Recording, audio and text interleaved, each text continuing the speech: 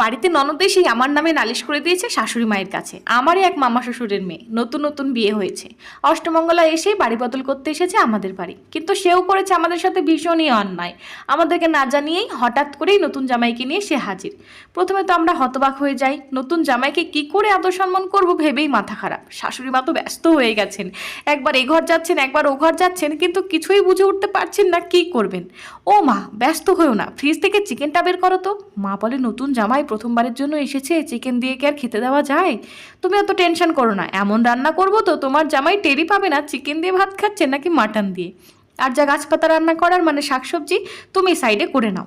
এদিকে দুজনেই তোড়জোড় রান্না শুরু করে দিয়েছি। শাশুড়ি মা একবার মুখ ফুটে বলেই ফেললেন, খেতে কেমন হবে জানি না, তবে দেখতে একেবারে মাটনের মতোই লাগছে জানো তো বৌমা। খেতে বসেই ননদ তো ভীষণ রেগে চিৎকার, ও পিসি, তোমার বৌমা কি জানে না আমি ছোট থেকেই মাটন খাই না? ননদের নালিশ শুনে সবার সে কি হাসি।